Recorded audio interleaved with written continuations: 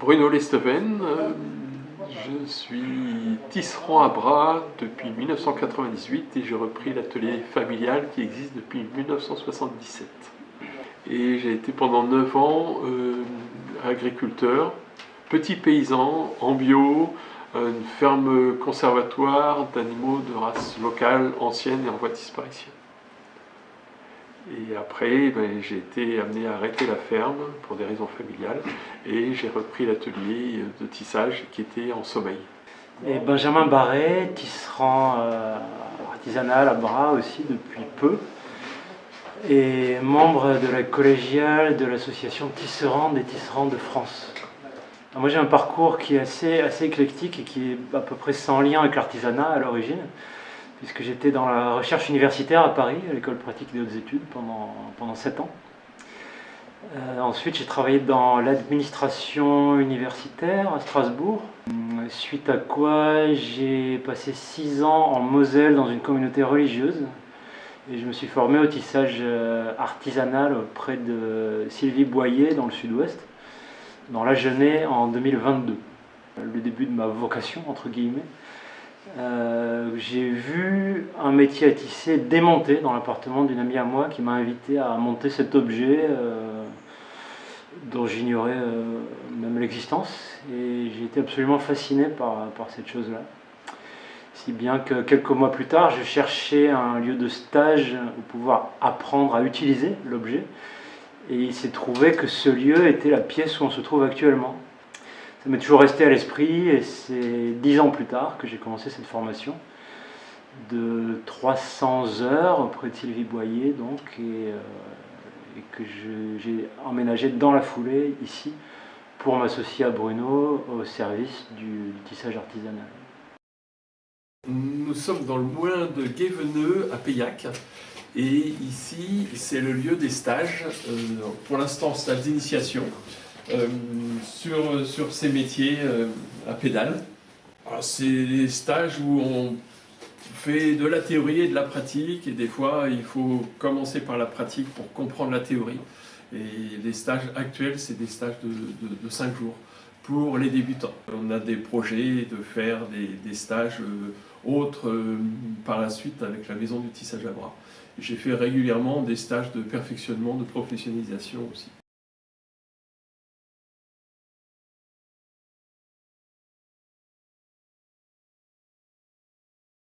C'est un lieu qui appelle à une rénovation pour devenir un atelier qui soit un lieu de rencontre, d'échange et de transmission.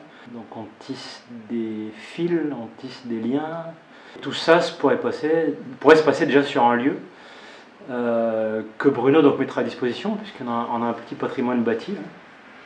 Il y a du terrain aussi, il y a un cadre qui est absolument magnifique. Et le mot-clé, c'est vraiment la rencontre et la réappropriation de ce savoir-faire pour lui donner une pérennité à une époque où la macro-industrie, disons, mange un peu tout. Ça, c'est le projet dans ses grandes lignes. Ça, c'est attendre qu'il soit cuit, ça, c'est pas cuit. Ouais, il paraît que c'est un truc... Est-ce que vous pouvez nous expliquer un peu tout le matériel qui se trouve ici ? Eh bien, là, c'est le métier à tisser lui-même. Pour pouvoir tisser, il faut une chaîne qui soit tendue sur le métier à tisser. Chaque fil de chaîne est pris dans un œillet de la lisse. Et chaque lisse est pris sur un cadre que j'actionne avec les pédales. Et c'est la manière de lever les pédales avec les cadres qui vont faire ce qu'on appelle les armures, les dessins, les motifs. moins académique, pour faire différents tissus. Toujours les métiers tissés, qu'ils soient tout simples ou qu'ils soient très complexes, il y a toujours une chaîne et toujours une trame. Mais il y a plein de métiers différents, il y a plein de techniques de métiers qui soient plus ou moins complexes. Okay. Donc là, pour en arriver à cette étape, tu as mis combien de temps à peu près? Tout seul, je monte cette chaîne-là en 3 heures, dont 1h30 pour enfiler chaque fil. Là, il y a 200 fils. Pour enfiler chaque fil dans les bonnes lisses réparties sur les cadres. Que ça soit tissé avec une navette à main comme ça ou une navette au lance-navette, on est allé entre 40 et 50 coups à la minute. Un coup, c'est un fil. Mais un fil, on fait 3 gestes. Le premier, on appuie sur la pédale pour lever les cadres. Le deuxième, on lance la navette pour poser le fil. Le troisième, on tasse. Et ça, c'est un coup en fait. Les premiers métiers à tisser mécaniques, fin 19e, on était donc la 50 coups minutes à 90 coups minutes. Dans les années 80, on était avec l'automatisation, on était à 600 coups à la minute. Donc 600 fils à la minute. Maintenant, alors il y a plus de navette, lance-navette et tout ça. Le système qui a été maintenu maintenant, c'est un GDR qui lance le fil. Et là, ils sont à 1100 coups minute. Plus le fil est tissé vite, plus il est violenté, plus il est abîmé. Donc on parle d'obsolescence programmée pour l'électroménager, mais là on est sur l'obsolescence programmée aussi à fil égal. Un fil tissé lentement sera plus résistant qu'un fil tissé rapidement, voire très rapidement. Benjamin disait il faut avoir l'œil partout, effectivement, il faut avoir l'œil tout devant, mais aussi derrière et voir un peu latéralement aussi. S'il y a une erreur, quelle qu'elle soit, eh bien, ça dépend des tissus, mais on peut défaire sur un demi-centimètre, 1 centimètre, 2 centimètres maximum. Par contre, dans l'industrie, ça va tellement vite qu'ils n'ont pas le temps. Donc, il y a un autre poste qui est prévu où les tissus défilent avec quelqu'un qui est vraiment là pour voir les erreurs. Il y a de la lumière derrière et dès qu'il y a une erreur, hop, on coupe, on enlève, on dégage, on s'en fiche. On s'en fout, on jette. Voilà. Juste, on n'a pas le droit à l'erreur. On sent qu'il y a une envie de retrouver du sens sur ce que l'on porte et ce que l'on met aussi dans tous les textiles que l'on met aussi dans nos maisons. Et donc la maison du tissage à bras sera un lieu aussi, et va pérenniser le lieu de production. Puis donc, comme disait Benjamin, de formation à partir de plein de domaines, parce que le fil, le textile, le tissage est en lien avec tout ce qui concerne l'humain. Et c'est donc un projet qui est unique en France et qui est très attendu et qui est très porteur pour l'avenir, qui est vraiment qui vient du fond des âges et qui est vraiment pour un avenir vivifiant, et non un avenir mortifère comme on nous bassine actuellement. On utilisait un bois spécifique. On s'efforce de pister vraiment l'origine des fibres. Par exemple, cette écharpe là que je porte, c'est une amie productrice à laquelle j'ai acheté la laine. C'est la rouge du Roussillon. On sait où ont vécu les animaux, on pourrait pratiquement dire à l'adresse du champ. Ça, c'est pour une partie de ce qu'on produit. Moi, j'utilise aussi du fil que j'ai récupéré, parce qu'il y a aussi des filatures qui ferment, des fins de stock d'ateliers qui ferment aussi. Mais on a toujours une conscience du fil qu'on utilise et un rapport tout à fait spécifique à ce fil. L'important, oui, c'est d'avoir non seulement une traçabilité le plus possible et d'aller sur les circuits les plus courts possibles. Alors en agriculture, on connaît maintenant, depuis quelques dizaines d'années, les circuits courts. Le champ, il peut être à 10, 15, 20 km, tandis que nous, le circuit court, si on a des fibres qui viennent alors en laine, on peut aller 200, 300, 500 km, 1000 km. Pour le lin et le chanvre, que je travaille essentiellement, c'est au moins 1500, 2000 km. Et là, on est pour nous sur du circuit court. Et là, je viens de finir une commande pour du coton, justement. On parlait du coton tout à l'heure. C'est un coton qui vient directement du Sénégal. C'est une entreprise où il y a 200 femmes qui filent à la main d'une manière très équitable. C'est un coton bio qui est pluvial, donc qui ne déséquilibre pas tout l'écosystème de l'eau au niveau local, et qui arrivait directement ici. Donc il n'y a pas d'intermédiaire, et on est sur un produit de qualité, parce que le coton pluvial est de meilleure qualité que le coton irrigué. Mais au niveau mondial, cette mondialisation-là, il n'est pas du tout valorisé. Et notamment dans la Corne de l'Afrique de l'Ouest, ils n'ont pas les moyens de faire de l'irrigation, il n'y a pas la possibilité. Donc on est sur du coton pluvial. Donc demandez du coton pluvial. Ouais. On voit de plus en plus de champs de lin en Bretagne, mais si c'est un lin qui n'est pas haut, c'est un lin oléagineux, notamment qui est valorisé au niveau de l'huile et l'alimentation du bétail, avec le blanqueur qui font un bon travail, mais ce n'est pas du lin textile. D'accord. Le lin textile, il y a des projets, notamment un projet dans le Finistère, qui tarde à éclore en fait. Il y a du lin normand, belge, et alors la France est le plus grand producteur de lin au monde, avec la meilleure qualité parce que nous on a le Gulf Stream.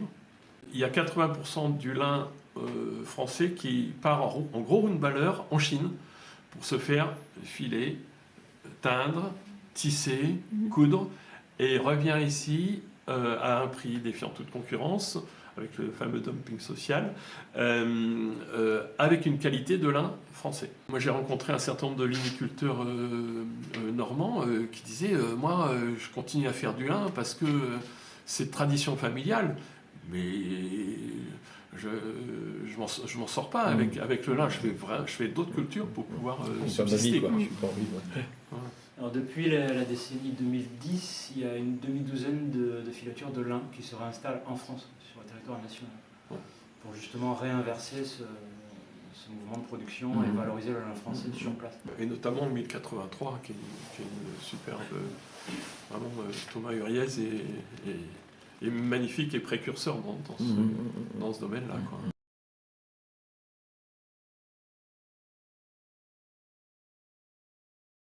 Alors la maison du tissage à bras, qui a été fondée il y a 2 ans, aujourd'hui a lancé il y a quelques mois un appel à sociofinancement, un financement participatif, par lequel elle a pu réunir déjà 12 000 € de sympathisants. Donc il y a quand même pas mal de personnes qui se sentent concernées par ce projet et par les valeurs qu'il défend. L'étape suivante, ce serait de solliciter des mécènes, donc des entreprises ou des personnes fortunées, il y en a encore. Il y en a beaucoup en fait. Puis l'étape suivante dans le cycle logique, c'est de solliciter des subventionneurs, donc en l'occurrence la région Bretagne. Ça veut dire qu'avec 200 000 €, on pourrait vraiment retaper le bâtiment qui deviendrait un atelier, un lieu de rencontre qui ne prend pas l'eau, qui est chauffé, qui pourrait accueillir des gens un peu pendant toute l'année comme ça. Et ce dont on a besoin, à mon sens surtout aujourd'hui, c'est des personnes qui seraient intéressées par ce projet et qui pourraient être des aides pour Bruno et moi, pour monter des dossiers, pour imaginer aussi et pour se lancer dans une aventure qui vaut la peine à notre sens.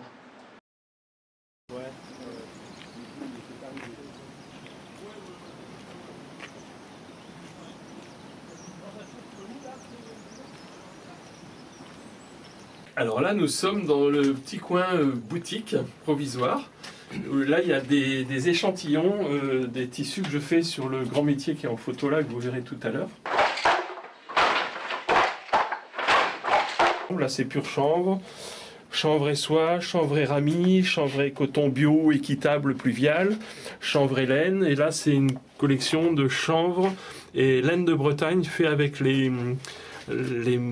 laine des moutons, donc lande de Bretagne, avec le marron, c'est la couleur naturelle du mouton.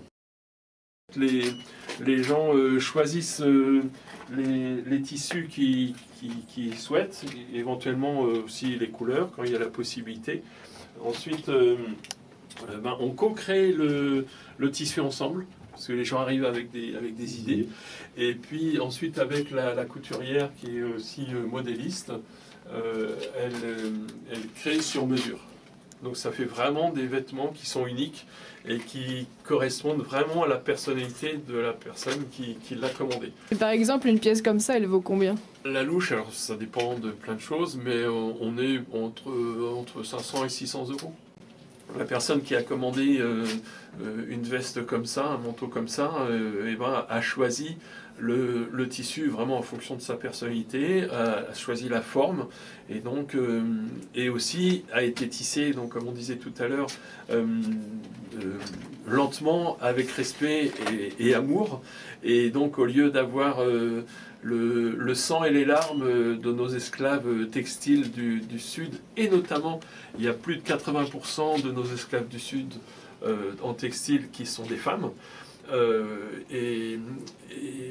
Là, en plus des fibres, il n'y a ni sang ni larmes, il y a l'amour qu'on met du travail bien fait et respectueux.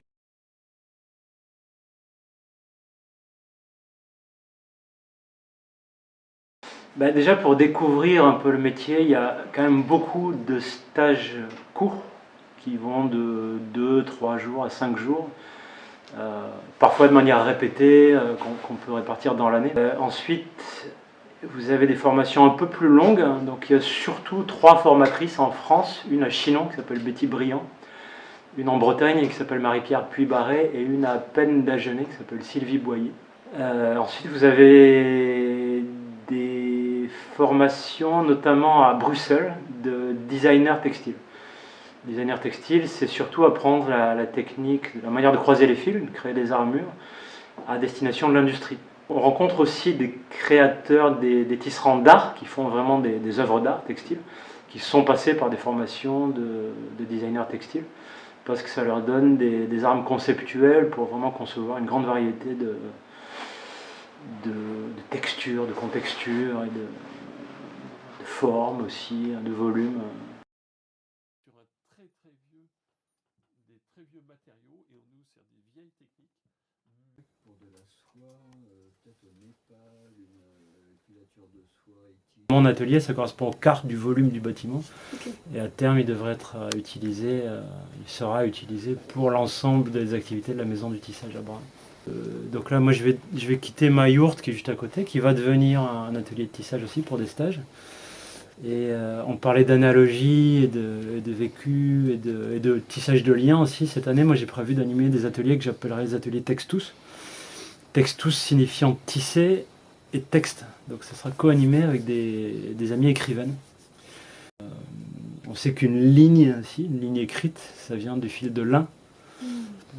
Et on va jouer sur tout ce champ lexical, toutes ces analogies entre l'écriture et le tissu avec lequel beaucoup de peuples écrivent leur histoire, écrivent le monde. Alors voilà ce qu'on appelle un métier à bras. Techniquement, c'est celui-ci. C'est-à-dire que vous avez ce lance-navette là. Vous pouvez faire passer la navette d'un côté et de l'autre.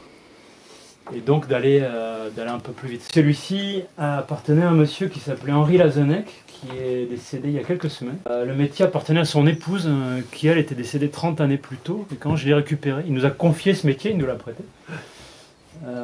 Quand je l'ai récupéré, il y avait encore une chaîne que son épouse avait montée 30 ans plus tôt et que moi j'ai pu tisser. C'est-à-dire que j'ai créé des pièces et j'ai vendu des écharpes qui ont été tissées sur l'espace de 35 ans. Ouais.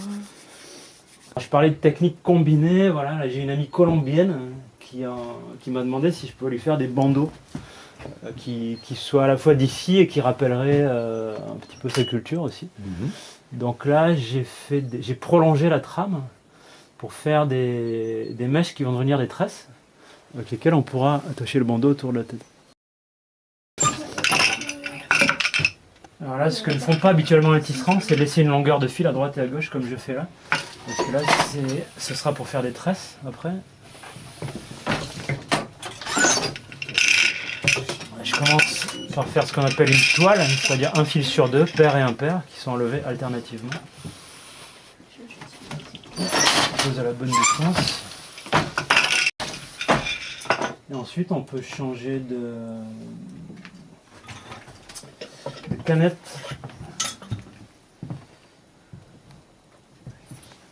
Pour alterner les couleurs.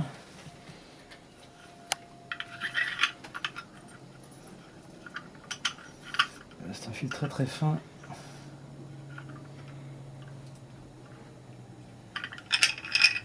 Voilà.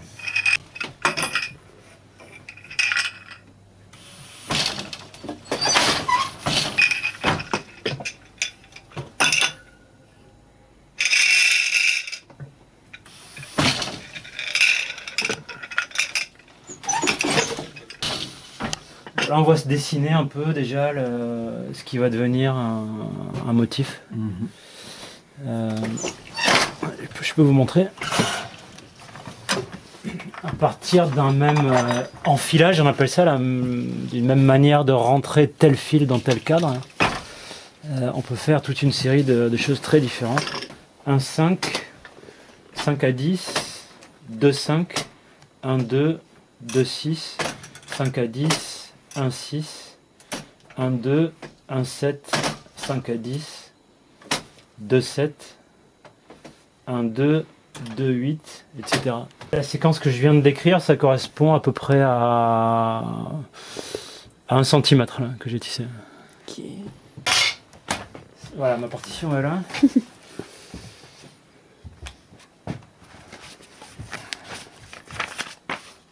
Donc voilà la séquence que je tisse. Avec mes codes, hein, chacun a ses codes. Ça, c'est la manière d'attacher les pédales au cadre. Et ce genre de choses, on le trouve dans des ouvrages comme ça. Vous avez des codes. Là, voilà, c'est ce que donne le tissu. Ça correspond à tel fil dans tel cadre, à l'enlissage. L'attachage des pédales au cadre et puis la progression de ce qu'on appelle le marchage, c'est-à-dire sur quelle pédale on va appuyer à tel moment dans la séquence. Voilà. Et certains s'affairent à démêler les chevaux aussi. Et pour éviter d'avoir à démêler un écheveau, on utilise cet objet-là qui permet de le maintenir en tension. Après, on peut... La canette qui va dans la canette. Ah oui. Celle-ci a été un peu mitée, donc c'est de la récupération aussi. Ouais. Je ne sais pas si je pourrais récupérer celui-ci. Là. Le secret du tissage artisanal, c'est l'art de la juste tension. C'est-à-dire qu'on ne travaille jamais avec des fils qui sont un peu mous, un peu flottants ou trop tendus. C'est la juste tension qui va faire la qualité du produit, du tissage et la qualité du travail aussi. Parce que quand c'est mal tendu de manière irrégulière, on peut multiplier le temps par 2 ou 3 à cause des réparations, des casses. Le tissage, au niveau de cette tension-là, ça nous apprend à avoir la tension juste dans notre vie et pas être tendu à fond ou complètement mou. Et c'est là où il y a la vie, où il y a l'efficacité. Et voilà, c'est le fil de la vie qu'on suit d'une manière sans qui casse. On parlait tout à l'heure des qualités objectives du tissé main, notamment la durabilité, parce qu'on violente moins les fibres. On peut pister l'origine des fils qu'on utilise. Il y a aussi des qualités subjectives qui moi me tiennent très à cœur, c'est que c'est des tissus qui sont vivants et qu'on a un lien avec eux qui est tout à fait particulier. Et ça se fait grâce à la familiarité qu'on a avec la fibre, avec la part d'âme qu'on y met, parce qu'on a la lenteur suffisante pour être créatif, vraiment, sur ce genre de métier.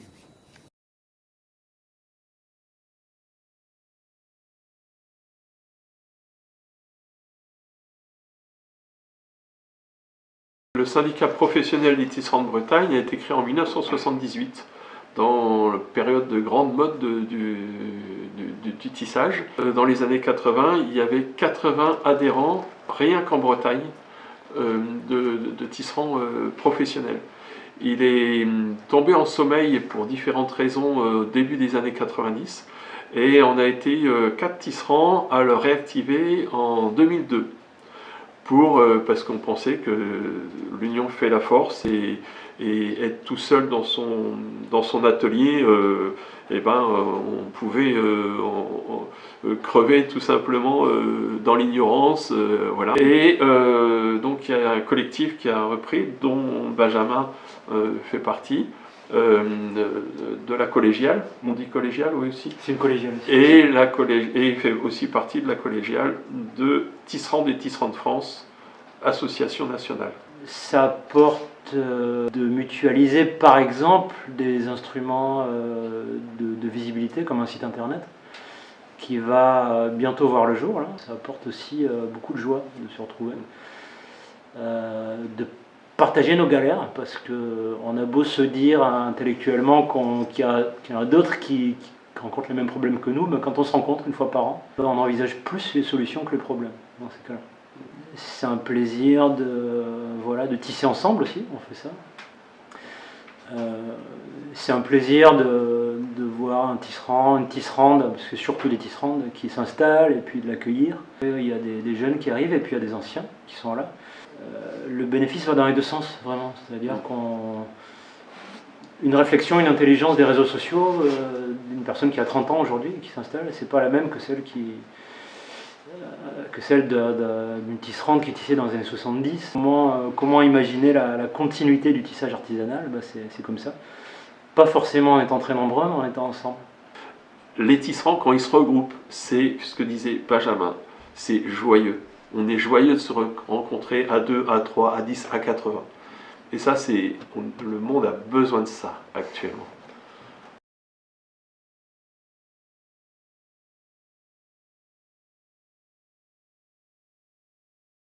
Personnellement, moi je rencontre beaucoup d'amateurs qui redécouvrent le fait qu'on puisse avoir autour de soi des objets qui sont vivants sans qu'on puisse vraiment expliquer pourquoi. Et je pense que c'est vital de sentir ce genre de choses. Et donc qu'on va y revenir de toute façon, même avant l'épuisement des ressources et du pétrole dont on fait 66% de ce qu'on porte sur nos épaules.